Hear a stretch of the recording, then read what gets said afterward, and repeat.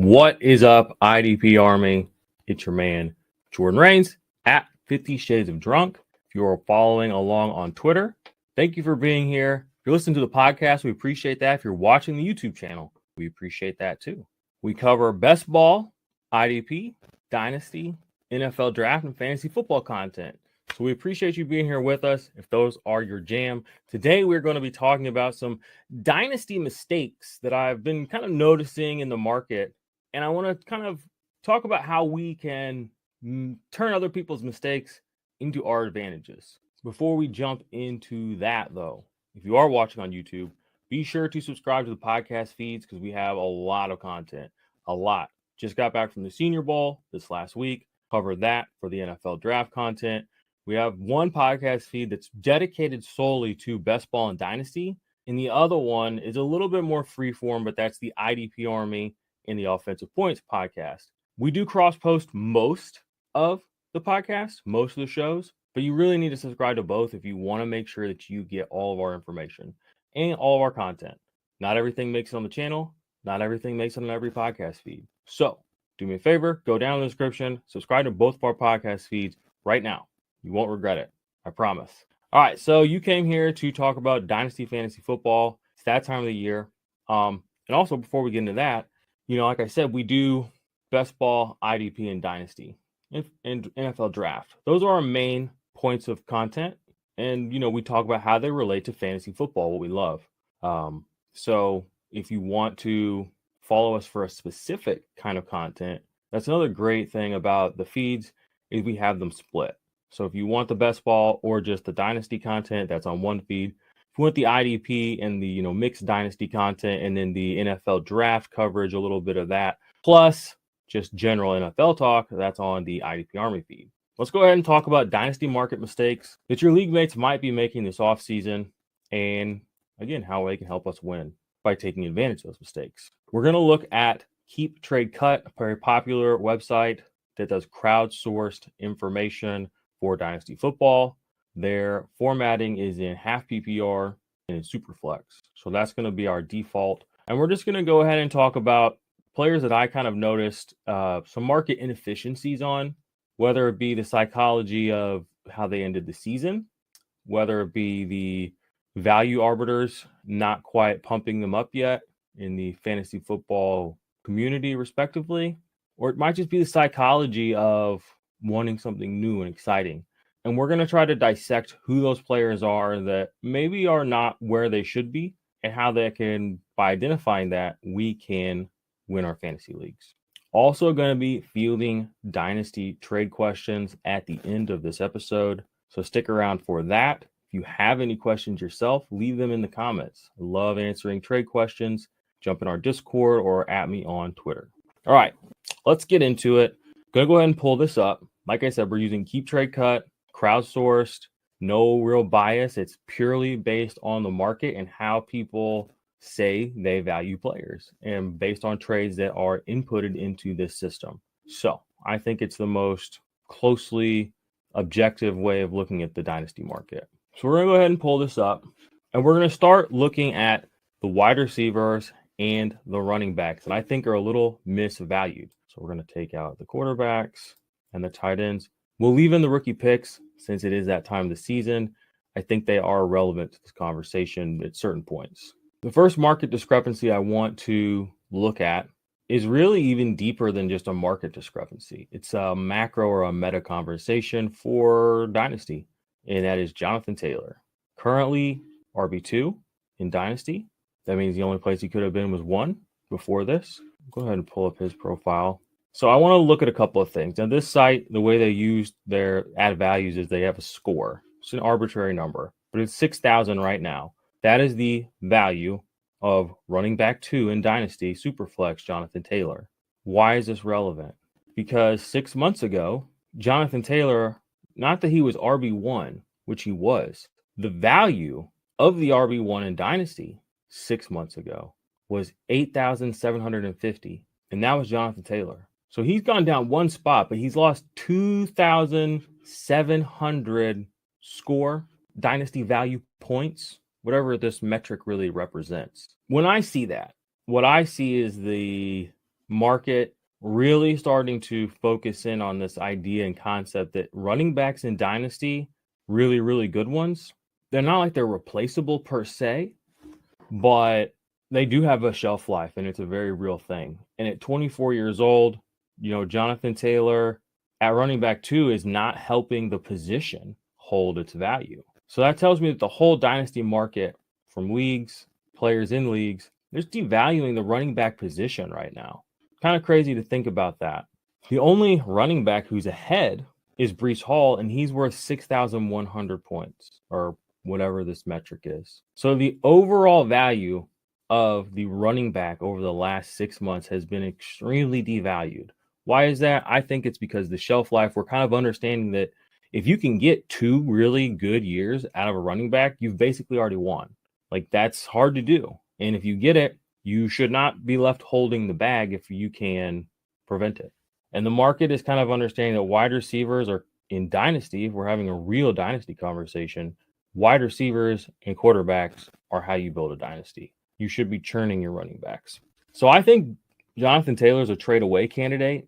I don't think people, I think his name still holds some value, but I think you're going to get back a lot less than you probably want. He's still in my tier 1 of running backs. If you want to check out the index, link is in the description. Go to our Patreon, patreon.com. Just going to show you all kind of here. I have Jonathan Taylor as my running back 4. Again, this is tier 1, which I like the tier system because it doesn't put like an arbitrary necessarily value on players. I think all of these players, in terms of what they can do for my team over the next 2 seasons, are similar. That's what I'm projecting. Will I miss on some? Yeah. Will I hit on some? Hopefully. I think it's relevant to kind of juxtapose Jonathan Taylor to Josh Jacobs, who really just broke out this last season. And I want to just talk just the numbers. Josh Jacobs this season, 340 carries for 1,600 yards, 12 touchdowns. 340 carries, probably an outlier. But 12 touchdowns, that's not an outlier number in the touchdown column. Not even close. Jonathan Taylor last season, not 2022, but 2021, 18 touchdowns on the ground. What Jonathan Taylor did was already sort of boosted. What Josh Jacobs did this year was somewhat repeatable, I would say. Didn't get 12 touchdowns again. The really interesting thing that I saw when I compared these 2 players is that Jonathan Taylor is averaging 2.5 receptions a game throughout his career, and Josh Jacobs is averaging 3. Josh Jacobs has been targeted 64 times each of the last 2 seasons. That's a rock solid number. Conversely, Jonathan Taylor has been targeted 51 and 40 times each of the last 2 seasons. Granted, this season was cut a little short, but even last year, only 40 or 51 targets. So why is Josh Jacobs so devalued in Dynasty? I don't know. I think a move right now you should consider making if you have Jonathan Taylor and you want to get out of the Jonathan Taylor business, if you can, is to try to get Josh Jacobs plus. Next player I want to talk about is another running back, and that is the running back 12 right now, Ramondre Stevenson. A little shocked when I saw this. Running back 12, a Patriots running back. Don't we know enough? Haven't we done this enough? Started doing a little more research, and I saw he had a lot of targets. And that explained it. That literally explained why Ramondre Stevenson is in this spot. And if we were just playing a game where we could count on that next season, I could maybe get behind that. But what else do we know about this team, this player, this coaching staff, this situation? Not great, really anywhere. Ramondre Stevenson, no matter how talented he is still a Patriots running back. What do I mean by that? Let's dig in a little deeper. Ramondre Stevenson only started 7 games this season. So we know that he's not the starter. Okay, we know Bill Belichick does things differently, but that's the thing. There are variables involved here that are already obviously extenuating. 210 carries, 1,000 yards, really efficient. Love to see that. 88 targets. That's a big target number. And again, that's probably why he's running back 12 in Dynasty right now, because people think that can happen again. And it can happen again. But let's think about this.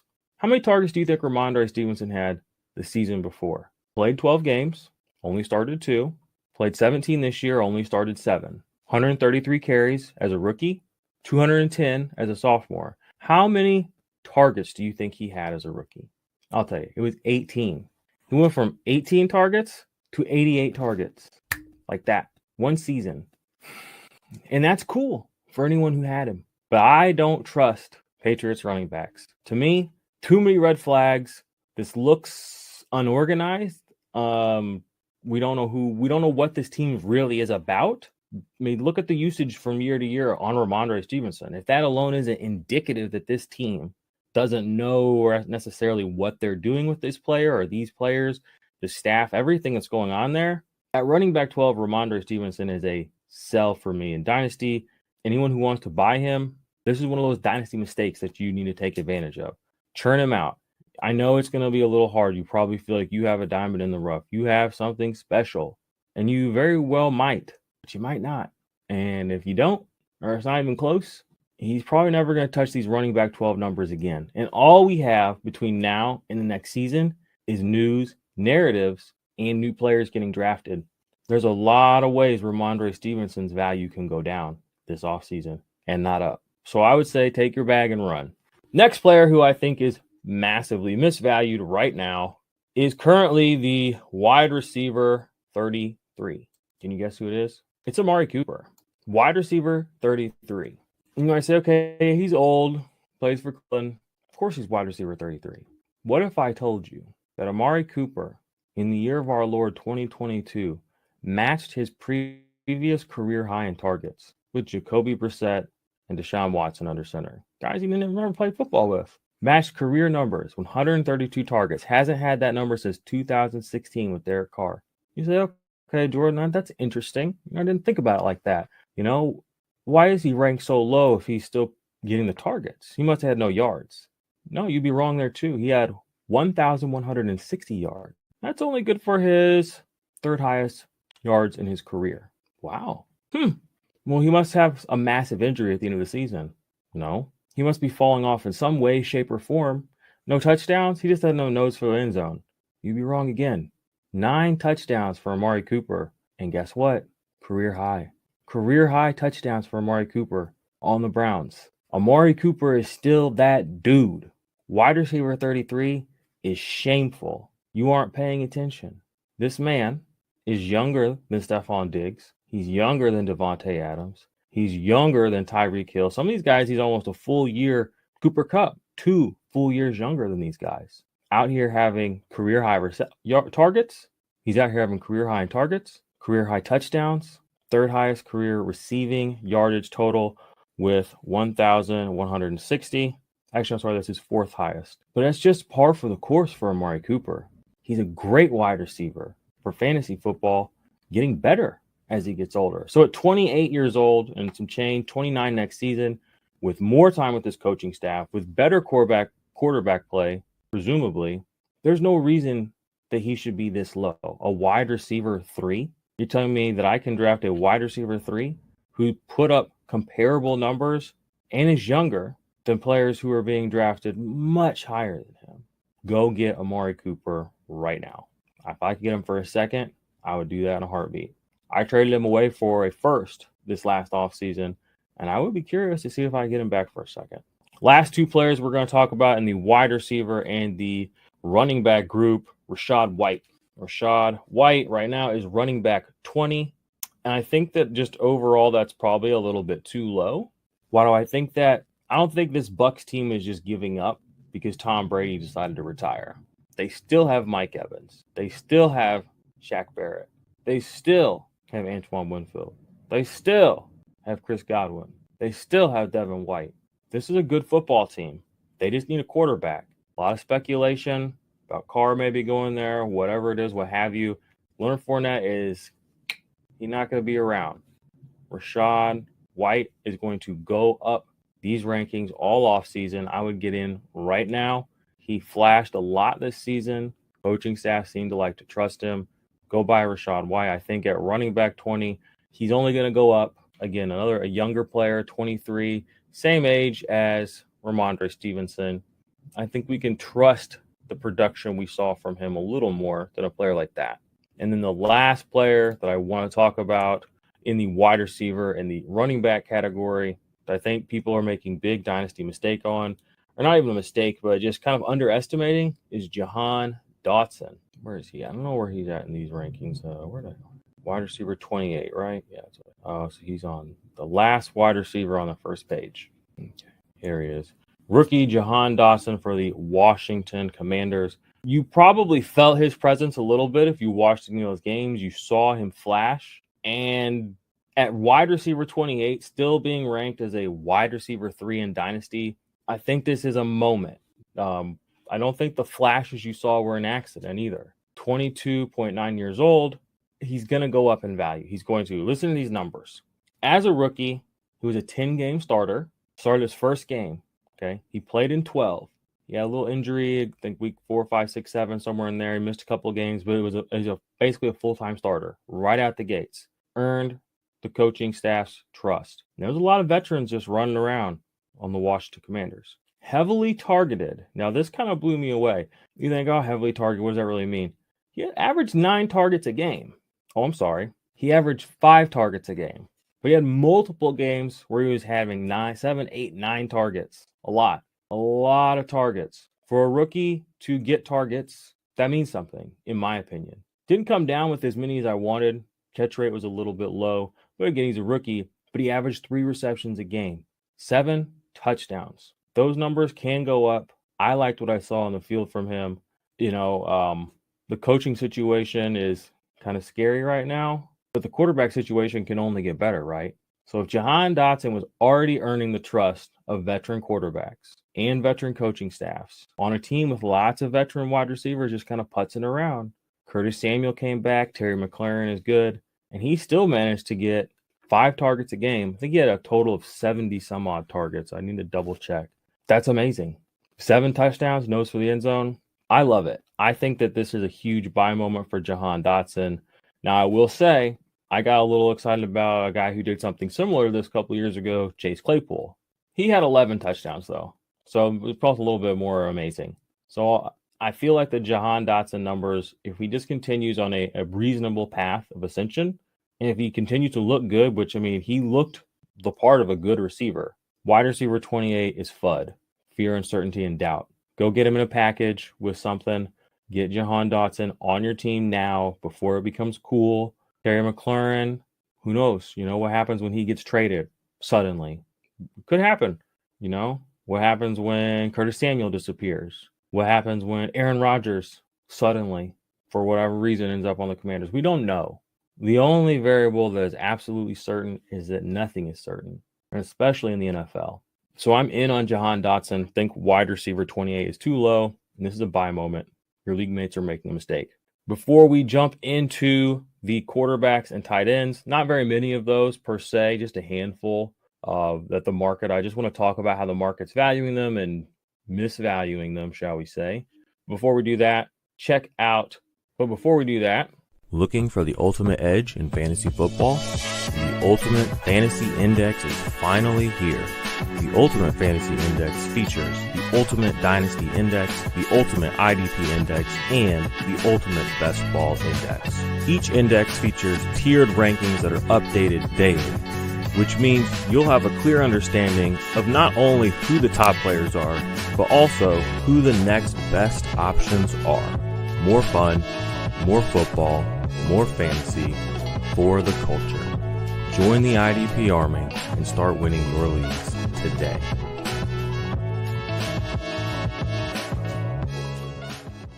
Yes. Please join the IDP Army. Join our Patreon, patreon.com/IDP Army, or become a member of the channel, or throw us a super thanks.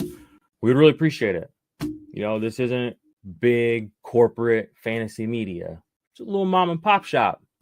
Getting it done. All right. That was fun. Let's get back to the serious business of winning fantasy football leagues, though. The very serious business of it. We're talking about rankings and just, before we jump back into these last guys or how the market, we're talking about how the dynasty market really works, how it functions, and in the off season, the things that move player values are not player performances anymore. We have all that data, all that information, and we kind of have, that's where we start. We say, okay, this is kind of where we start. This is our outline, our structure base. The things that really move the dynasty market, which is a fluid market, are news, narratives, and value arbiters. Value arbiters being people like me, the voices who say this is this and that's that.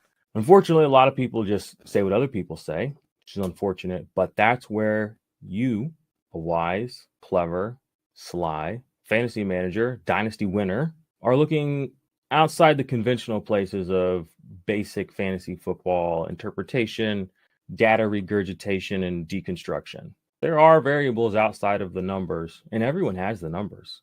Your numbers aren't secret knowledge. Everyone has those. What thoughts do you have?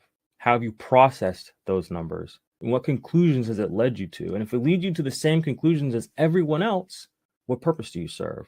What do you add? What's your value add? Mine is my context. Mine is how I see things, which is usually a little different than a lot of people. And, 11 people lose your fantasy league every year. So you want to be the guy that's a little different? Come hang with us. There's my pitch. All right. So let's go ahead and jump back into it. Like I said, we're talking tight ends and quarterbacks here that the dynasty market is maybe, in my opinion, just viewing wrong, and it'll be a surprise to no one who some of these players are. The first player that I'm going to bring up, why are these just showing picks?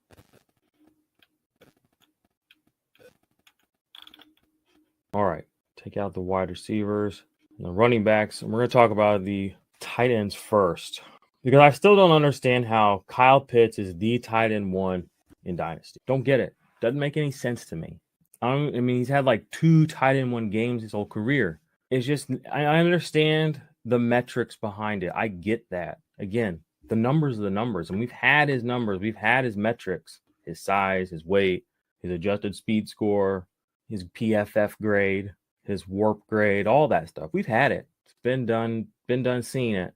You know what else we have now? We have 2 years of Kyle Pitts not making a meaningful difference on offense for fantasy or real life. So we have many, many, many new data points, yet Kyle Pitts somehow remains the tight end one. Does that make sense to you? This is a really good example of all of those things that I said that affect a player's value, the market value. News, narratives, and value arbiters. The fourth variable is the actual production, the on-field performance. And it's so interesting to me that the only thing that's holding Kyle Pitts up are the 3 things that have nothing to do with his on-field performance. So I think it's still a sell moment for Kyle Pitts until Kyle Pitts goes down in rankings in the market value and just on, and these in some ways do reflect the popular fantasy websites in some ways.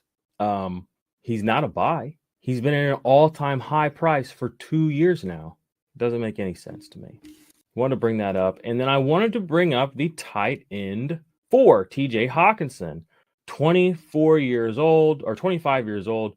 Doesn't make sense. TJ Hawkinson is on an amazing career trajectory, and I think that he is a huge buy right now. In my opinion, I would much rather have TJ Hawkinson on my dynasty team than Kyle Pitts. He's tied to Kirk Cousins, one of the most accurate, best quarterbacks in the league. He came over to that team and was immediately heavily targeted, immediately an impact player for that offense. Tons of targets, tons of receptions, tons of end zone targets, and he's one of the best young tight ends in the league.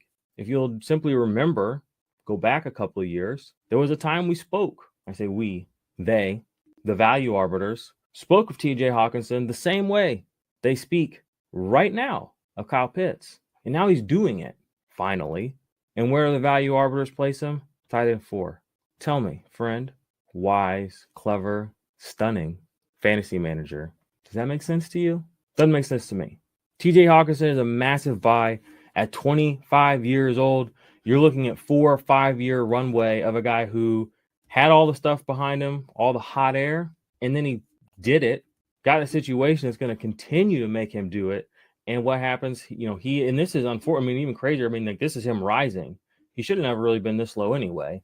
I'm sure somebody probably put Alberto too high in their rankings. But we won't get into that. And finally, let's talk about a quarterback that at no point in my life until about 6 months ago did I ever think I would be defending, positively speaking about, or even rooting for.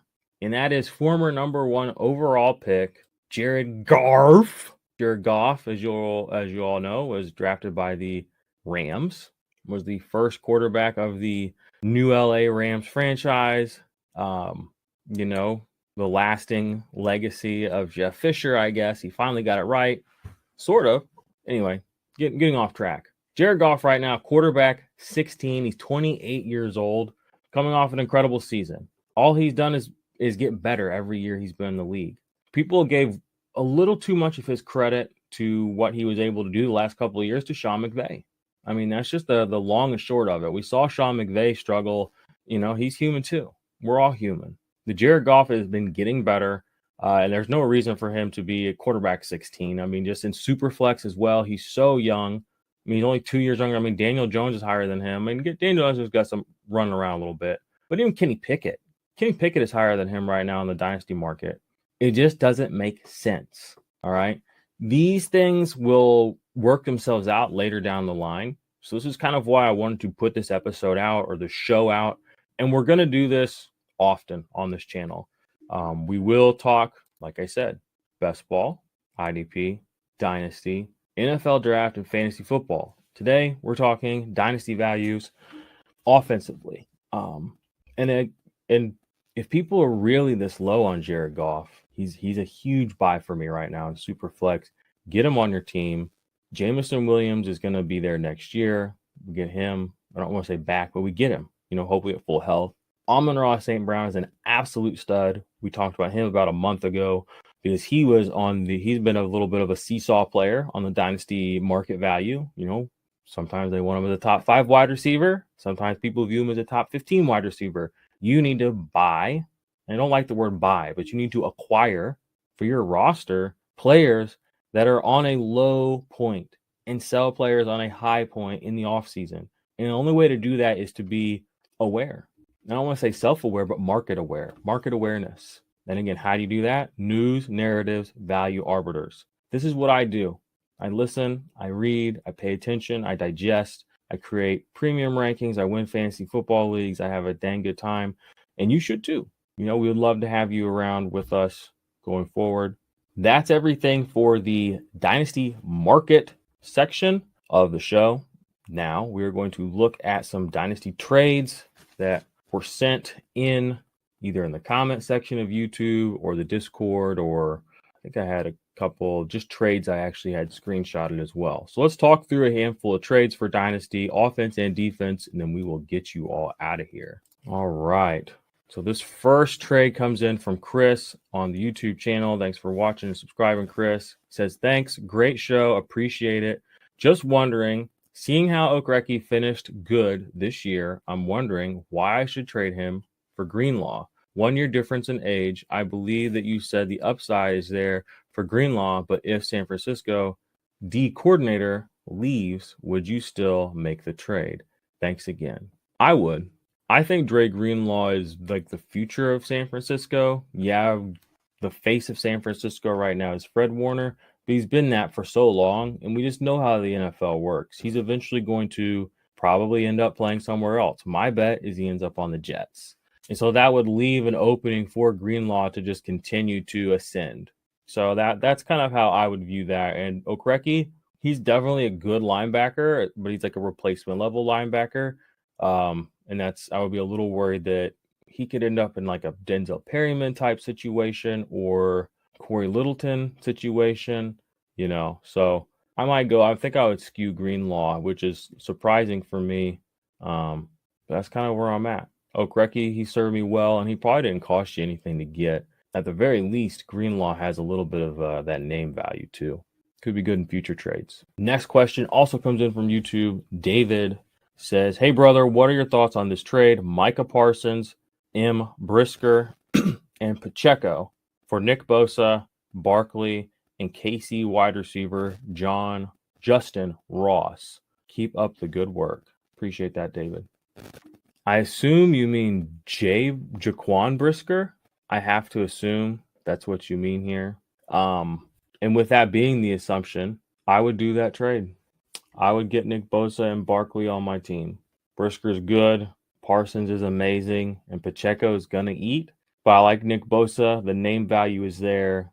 The long-term value is there. I like Barkley, still in my tier 1 of running backs. That's a big upgrade over Pacheco, just position to position. So I like the Nick Bosa, Barkley, and then Justin Ross is neither here nor there, honestly. But, take him. Next question came in from YouTube as well. Quay Walker, is he worth buying maybe for a late second? I would not buy Quay Walker for a late second. There are other players on defense that I might look at for a late second, but he's a player that I might try to just wait it out. You could probably sneak him on to your team for cheaper than that in some sort of package deal. So that's kind of where my thoughts are with him. Do I think he's worth a late second? He could be. A year from now, we could very well be talking about him as one of the next big linebackers up as a young player. But right now, I think that's a little bit of an overpay for him. All right. This question came into our Discord channel, Trade Talk. He said, would you guys take Khalil Herbert in a late second for Alvin Kamara? Feel like Kamara going to hit that regression hard. I already hit accept. Can't pass that up. Well, he already did the right thing, in my opinion. Khalil Herbert didn't make it onto the show earlier, but he's another player that I was going to talk about. Probably will next week, where his dynasty value is just inaccurate. He's worth more than I think people realize right now. If you have him, don't trade him away. And if you don't have him, little alpha, go try to get him. This guy got Khalil Herbert in a late second for Kamara. I mean, we're at this point in the fantasy lives of some of these players that we've just heard their names so many times, but they're not what they were. And the situation's not what it was. We don't know. I can't tell you that Khalil Herbert's going to pan out and be the next great fantasy running back, but he might. He looked good in some big spots last year on a really good running team right now. You're getting rid of Alvin Kamara. A lot of people in your dynasty leagues are just going to keep Alvin Kamara on their team until the bitter end. You're not doing that. And you got a late second. So I like this trade a lot. Do I think you could have got more or less for whatever? Sometimes I think that that's not really relevant. It's just, is this going to help your team? Khalil Herbert in the late second are going to do more for your dynasty team long term and probably similar short term as Alvin Kamara. So I like that trade a lot. Whoops. I thought there was another one that I had on here. I did have another picture on here. Yeah, we'll talk about that trade later. All right. Only did 4 trades today. Going to try to add more of those into the show towards the end of the shows because it is dynasty season. You know what I mean? Offense and defense, we are making moves out here in your dynasty leagues. If you're not sure about the value of a player or, how, or you just want somebody to bounce ideas off of, come into our Discord, leave us comments. I'm not going to say there's no stupid questions, but we have fun and we want you to win and we want to help you. So if you can come in with, an open mind, a good sense of humor and a friendly disposition, we like to have fun. The whole gang, ladies and gentlemen, boys and girls, Mr. Worldwide. No, not really. All right. That's it for me. Fantasy Football Fanatics, IDP Army. Thank you for being here. Subscribe to the channel. Best ball, IDP, Dynasty, NFL Draft, fantasy football content, non-stop. Senior Bowl was amazing. Go check out our shorts feed. Check out our TikToks. We're going to be putting some interviews at the end of some podcasts in the coming weeks throughout the draft season. Mock drafts are on the channel. So much good stuff going on. We are glad that you are here with us on this journey to win your leagues this year. All right. That's all for me and the IDP Army. Deuces.